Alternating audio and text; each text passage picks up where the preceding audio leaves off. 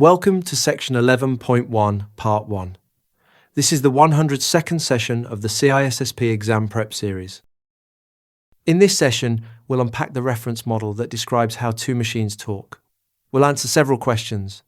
Why was this model created in the first place? How do the 7 layers fit together? How does data get wrapped and unwrapped as it moves?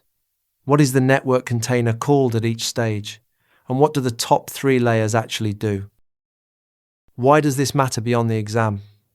Because this model is the shared vocabulary of every network conversation you will have. Imagine a vendor tells you there are appliance filters at layer 3, or your team argues whether an outage is a cabling fault or a session problem. Without a mental map of the layers, you are guessing. With one, you place the problem instantly and route it to the right control. So why was this reference model created at all? Rules that govern how data crosses a wire are called protocols.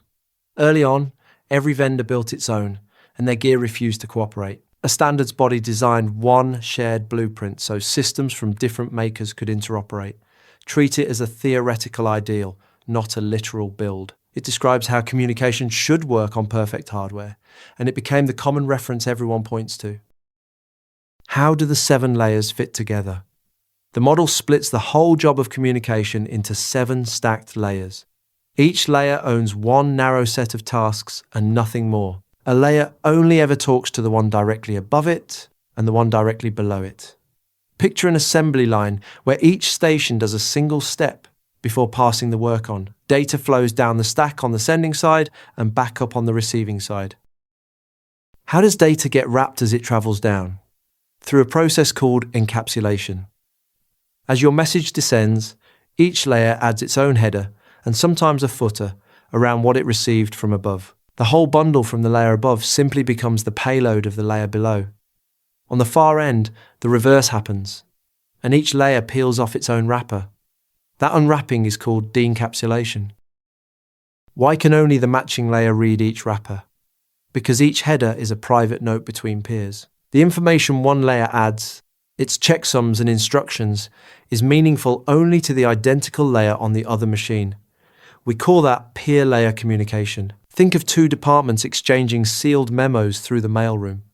Only accounting opens the accounting envelope, no matter how many hands it passed through on the way. What is the network container called at each stage? Its name changes as it descends. At the top 3 layers, it is simply a protocol data unit. At the transport layer, it becomes a segment, or a datagram if the connectionless protocol is used. At the network layer, it is a packet. At the data link layer, it is a frame. And at the physical layer, it is nothing but bits on the wire. Learn these names, because the exam uses them to tell you which layer it is testing. What does the top layer, the application layer, actually do? It is the doorway between your software and the stack.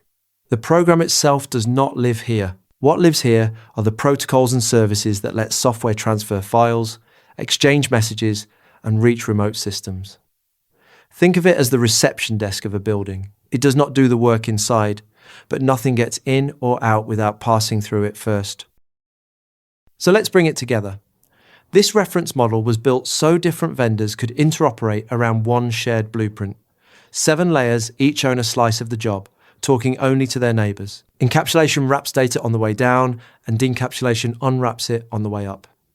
With each header readable only by its peer. The container is named differently at each layer, from protocol data unit down to raw bits. And the application layer is the doorway between your software and the network. In part 2, we walk down through the remaining layers. The MCQs covering all the topics and concepts from this session are available on rucloud.com. Practice the chapter-specific MCQs before moving on to the next session. Thanks for watching. If you have any questions or feedback, post a comment below or email us. I will see you in the next session.